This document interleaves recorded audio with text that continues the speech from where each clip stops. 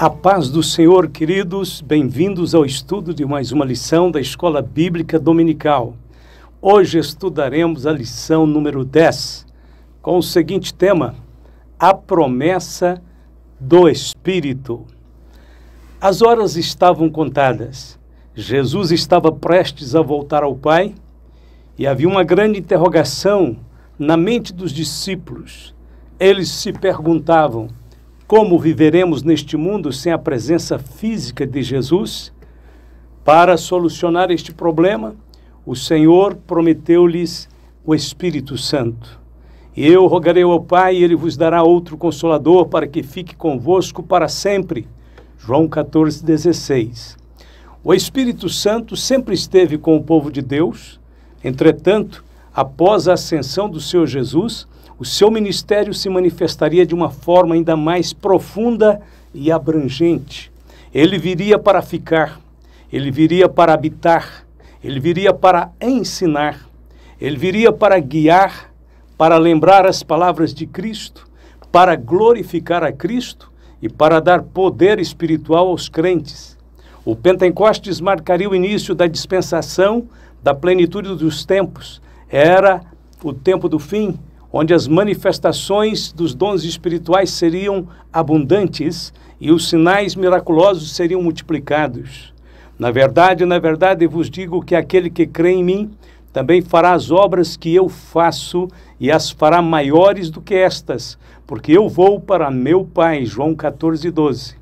João Batista, o último representante da antiga aliança, anunciara a manifestação de Cristo e o ministério do Espírito Santo. João Batista falou algo que até então era desconhecido. Ele disse: e eu em verdade vos batizo com água para o arrependimento, mas aquele que vem após mim é mais poderoso do que eu. Não sou digno de levar as suas sandálias.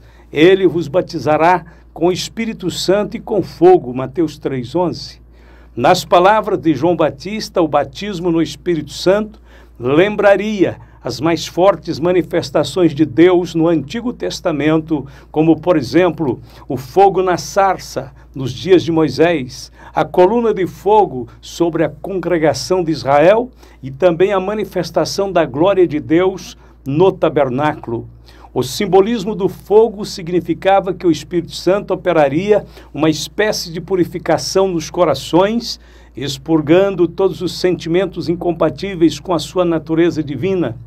Da mesma forma que o profeta batizava no Rio Jordão, Jesus batizaria no Espírito Santo. A expressão batizar, usada por João Batista, é batizem, que significa imergir em. Isso significa que os crentes seriam imersos ou envolvidos no Espírito Santo. A experiência é identificada como sendo a promessa do Pai e o recebimento do poder do alto. E eis que sobre vós envio a promessa de meu Pai. Ficai, porém, na cidade de Jerusalém, até que do alto sejais revestidos de poder. Lucas 24:49. O batismo no Espírito Santo é sempre caracterizado pelo enchimento do Espírito e que, por sua vez, manifesta-se no fervor e na intrepidez espiritual.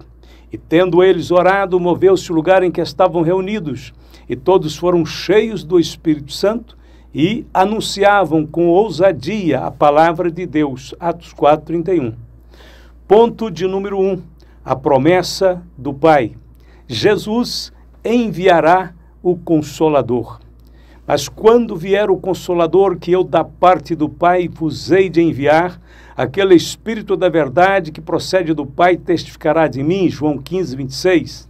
Neste texto, vemos a perfeita harmonia existente entre o Pai, o Filho e o Espírito Santo. Sabemos que as três pessoas da divindade são distintas, porém unidas no mesmo propósito. O Deus triuno subsiste eternamente como Criador, sustentador, redentor e consolador.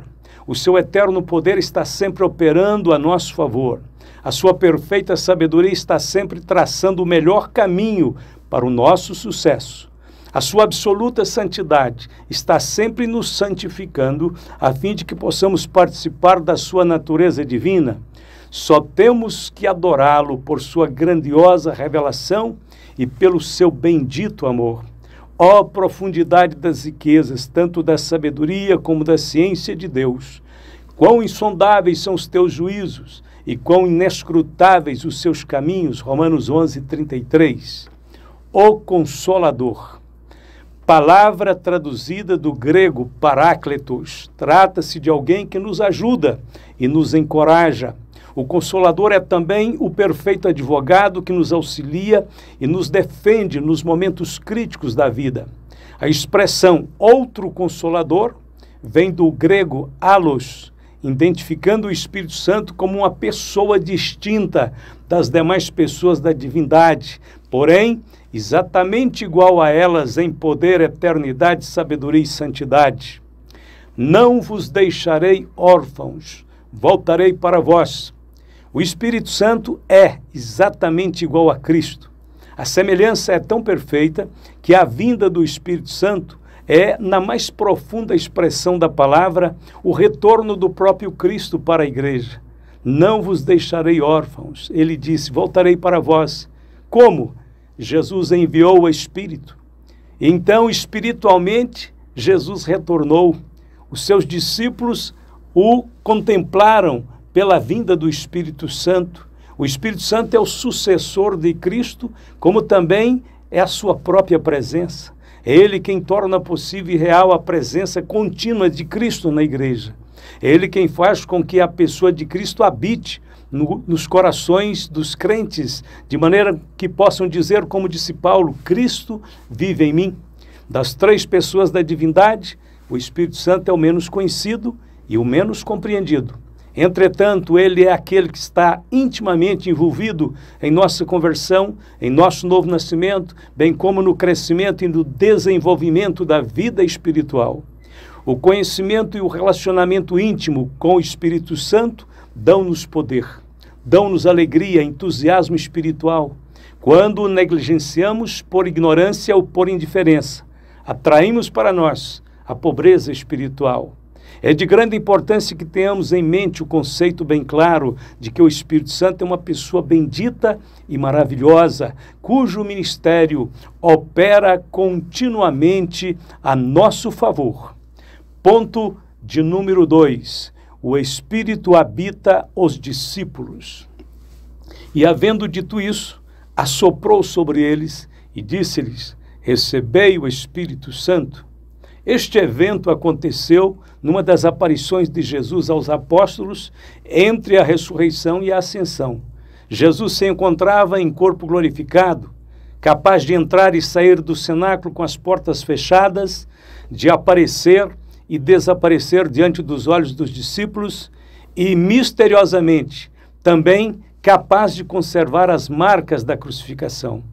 Além da ministração do Espírito Santo sobre os discípulos, Jesus também comeu e bebeu com eles, e dizendo isso, mostrou-lhes as mãos e os pés.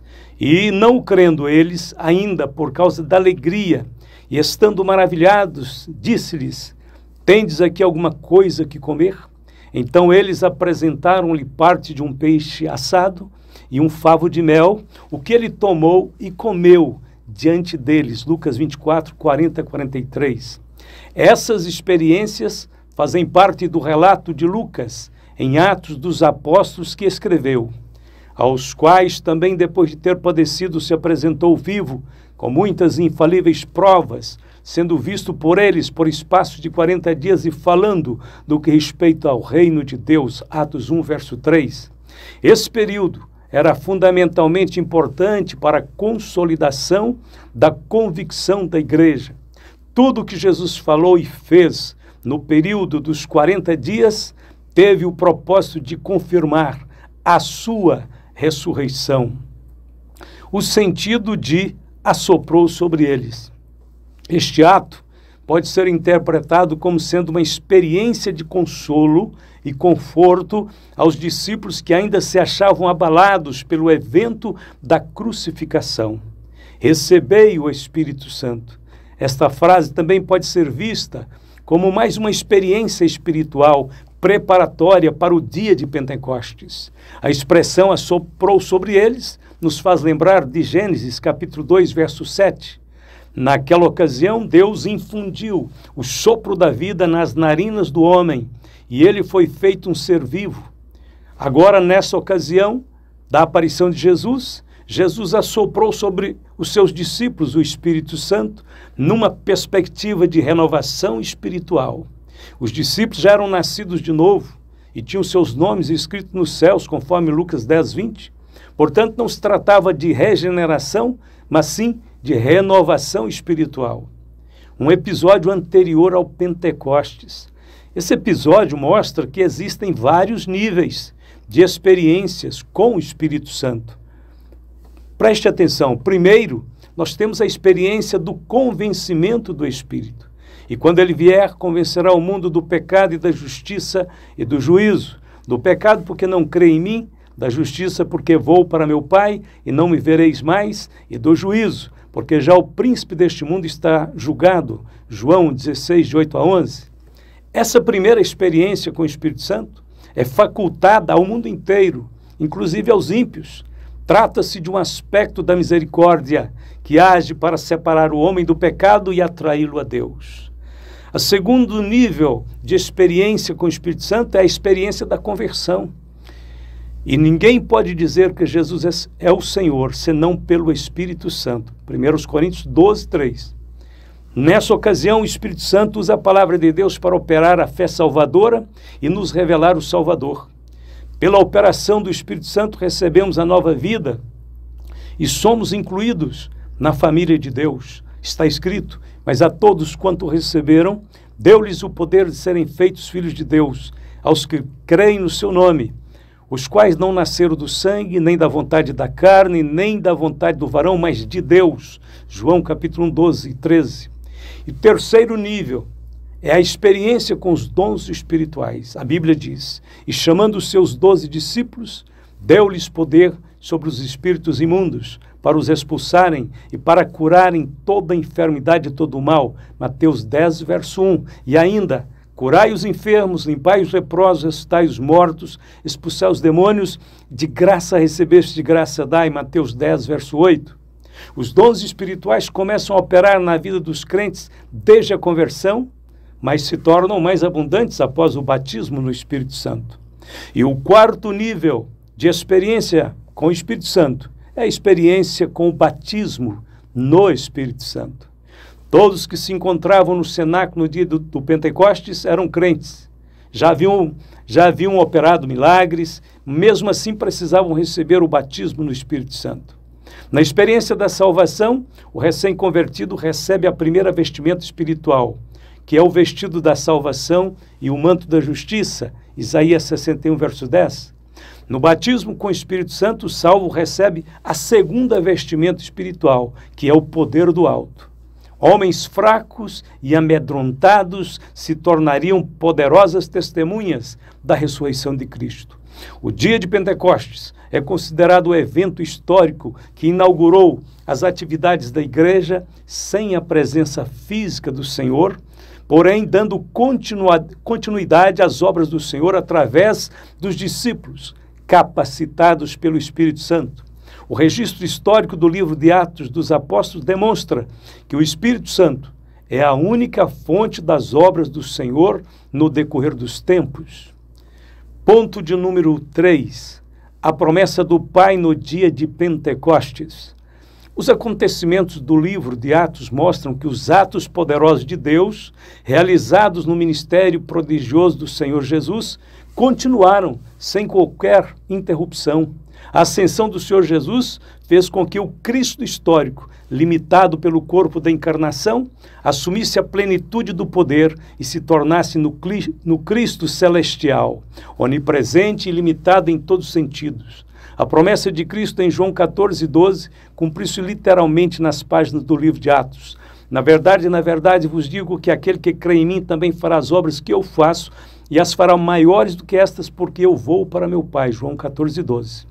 O derramamento do Espírito Santo veio dinamizando as capacitações especiais, a fim de que os obreiros comissionados para a grande obra da pregação do Evangelho pudessem executar o seu trabalho a contento. Já no primeiro sermão de Pedro, quase 3.000 almas se converteram ao Senhor. Após a cura do coxo na porta do templo e a ministração da palavra, esse número chegou a quase 5.000. Felipe, cheio do Espírito Santo, evangelizou toda a cidade de Samaria. Cornélio e sua casa receberam o evangelho pelo mover do Espírito Santo. Paulo, cheio do Espírito Santo, pregou por todas as partes do Império Romano, ganhando milhares de almas para Jesus. De acordo com os cálculos feitos pela Universidade de Stanford, na Califórnia, Paulo viajou cerca de 16.548 quilômetros nas províncias da Galácia, Macedônia, Acaia e Ásia proconsular. De repente, cumprindo-se o dia de Pentecostes, estavam todos reunidos no mesmo lugar e de repente veio do céu um som, como de um vento veemente e impetuoso, e encheu toda a casa em que estavam assentados, Atos 2, 1 e 2. A expressão "e de repente" não diz respeito à imprevisibilidade da doação do Espírito, não, mas à soberania de Deus, a soberania do Espírito Santo. Quando encontramos as expressões "o Espírito Santo da promessa" ou "a promessa do Espírito", como está escrito em Efésios 1, 13, 14, Atos 2, 33, Gálatas 3, 14, então nós devemos nos lembrar que o Espírito Santo foi prometido desde o Antigo Testamento, conforme lemos: "E deste o teu bom Espírito para os ensinar", Neemias 9, 20, "até que se derrame sobre nós o Espírito lá do alto. Então o deserto se tornará em campo fértil, e o campo fértil será reputado por um bosque", Isaías 32, 15. "Porque derramarei água sobre o sedento e rio sobre a terra seca. Derramarei o meu Espírito sobre a tua posteridade e a minha bênção sobre os teus descendentes", Isaías 44, 3. "E porei dentro de vós o meu Espírito, e farei que andeis nos meus estatutos e guardeis os meus juízos, e os observeis", Ezequiel 36, 27. "E há de ser que depois derramarei o meu Espírito sobre toda a carne", Joel 2, 28. Estes textos apontam para a obra regeneradora do Espírito Santo e também para o revestimento de poder. E todos foram cheios do Espírito Santo. O enchimento do Espírito Santo pode acontecer em qualquer momento, em um momento rápido, conforme o modelo de Pentecostes. Os discípulos fracos e amedrontados se tornaram poderosos e destemidos pregadores do Evangelho. Todos foram dotados da capacitação espiritual, a fim de serem testemunhas de Cristo. Os milagres de Cristo continuaram sendo operados pela instrumentalidade dos apóstolos. As multidões unânimes ouviam e viam a mensagem e os milagres do Senhor. Está escrito: "E a multidão dos que criam no Senhor, tanto homens como mulheres, crescia cada vez mais, de sorte que transportavam os enfermos para as ruas e os punham em leitos e em camilhas, para que ao menos a sombra de Pedro, quando este passasse, cobrisse alguns deles. E até das cidades circunvizinhas concorria muita gente a Jerusalém, conduzindo enfermos e atormentados de espíritos imundos, os quais todos eram curados." Atos 5, versos 14 a 16. Enquanto houver necessidade de pregação do Evangelho, haverá batismos com o Espírito Santo, pois é por meio dele que somos capacitados a testemunhar de Jesus. Nada pode substituir essa experiência na vida do cristão. Subestimar o seu valor é perder um dos mais ricos privilégios espirituais. Somente os crentes revestidos de poder compreendem a profundidade do amor de Deus. Somente os crentes ungidos com o Espírito têm o discernimento necessário para o desempenho da obra da evangelização. E começaram a falar em outras línguas. O sinal físico inicial do batismo no Espírito é o falar em línguas. Muitos chegam bem perto desta experiência, mas às vezes, por motivo de temor, de experiência, maturidade, desistem, às vezes por falta de ensino mesmo. Não é o Espírito Santo quem fala em línguas, mas o cristão. O Espírito Santo apenas inspira e concede, mas nunca obriga. Em momento algum, o Espírito Santo coloca o cristão em transe. Ele apenas inspira. Em algumas experiências, a inspiração do Espírito Santo é tão forte que pode até debilitar o cristão fisicamente, mas ele continuará sempre consciente. É necessário sensibilidade para ouvir internamente aquilo que o Espírito Santo está falando conosco. Se pudermos ouvir as palavras em línguas, devemos falá-las, com a convicção de que se trata do dom de Deus. A Bíblia diz: e qual o pai dentre vós que, se o filho lhe pedir pão, lhe dará uma pedra? Ou também, se lhe pedir peixe, lhe dará por peixe uma serpente? Ou também, se lhe pedir um ovo, lhe dará um escorpião? Pois se vós, sendo maus, sabeis dar boas dádivas aos vossos filhos, quanto mais dará o Pai Celestial o Espírito Santo àqueles que lhe o pedirem? Lucas 11, versos 11 a 13. As línguas funcionam como uma chave que abrem o fluir do Espírito Santo em nossas vidas. As línguas, como sinal do batismo, são totalmente estranhas aos ouvidos humanos. Não se trata de idiomas de outras nações. A Bíblia diz: porque o que fala língua estranha não fala aos homens, senão a Deus, porque ninguém o entende, e em espírito fala de mistérios. 1 Coríntios 14, verso 2. No dia de Pentecostes houve 4 sinais que evidenciaram o derramamento do Espírito Santo: o som, o fogo, as línguas estranhas e os idiomas estrangeiros. Desses 4 sinais, apenas as línguas estranhas se repetiram nas demais experiências que se seguiram no livro de Atos, como, por exemplo, na casa de Cornélio está escrito: e os fiéis que eram da circuncisão, todos quanto tinham vindo com Pedro, maravilharam-se de que o dom do Espírito Santo se derramasse também sobre os gentios, porque os ouviam falar em línguas e magnificar a Deus. Atos 10, 45, 46. Em Éfeso está escrito: e impondo-lhes Paulo as mãos, veio sobre eles o Espírito Santo, e falavam línguas e profetizavam. Estes eram ao todo uns 12 varões. Atos 19, 6 e 7. A experiência dos discípulos de Éfeso aconteceu cerca de mais de 20 anos depois do dia de Pentecostes, em Jerusalém. Não obstante, o padrão do Espírito Santo continuava repetindo-se como no princípio. Os crentes batizados com o Espírito Santo falavam línguas. Vamos para a nossa conclusão.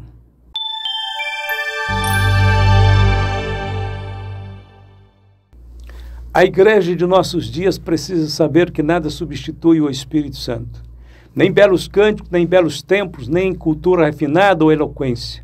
Nada pode substituir o Espírito Santo na vida da igreja e na vida do cristão.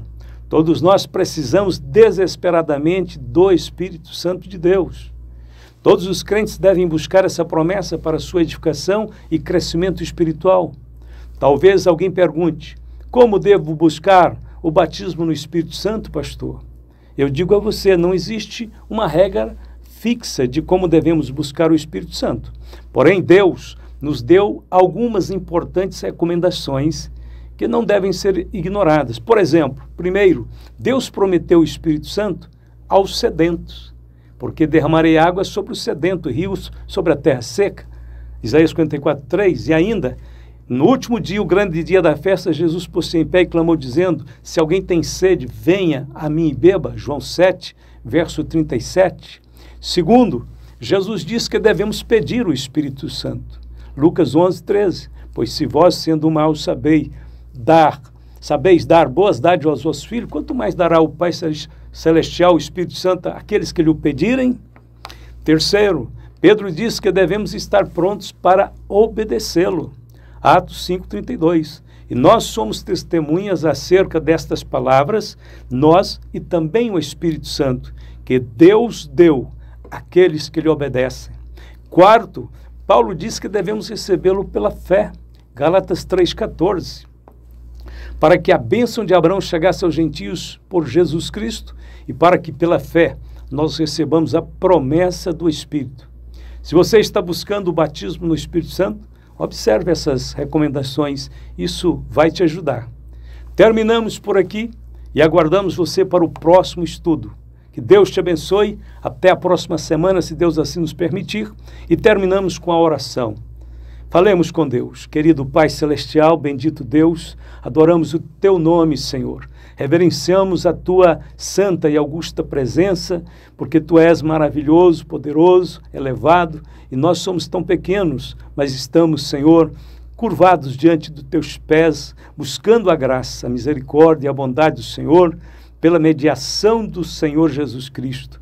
Cremos que o Teu Espírito, Senhor, está trabalhando em nossa vida, na vida da igreja, nos transformando, nos moldando e nos tornando os filhos segundo o teu coração. Pai, continua esta obra em nossas vidas, continue trabalhando na igreja, continue abençoando o teu povo sobre a terra. Pai, nós pedimos que o Santo Espírito de Deus possa encher as nossas celebrações da glória e da presença de Deus. Que os milagres, Senhor, voltem a acontecer numa intensidade ainda muito maior do que a que temos visto. Nós precisamos, Pai, de um avivamento em nossos dias até que o arrebatamento chegue. Tua igreja precisa estar de pé, fazendo a tua obra, proclamando este evangelho de poder. Pai, entrego em tuas mãos a vida de todos meus irmãos, todos os meus queridos companheiros de ministério, obreiros, professores, pregadores, que o Senhor possa abençoar nossas criancinhas, guardar nossos idosos e proteger os lares debaixo do sangue de Jesus. Fica conosco, Senhor. Te agradecemos por tudo e te pedimos confiadamente. O Senhor é nosso escudo, é nossa proteção. Guarda-nos em amor e em misericórdia. Em nome de Jesus, hoje e sempre, todos podem dizer amém e amém. Aleluia.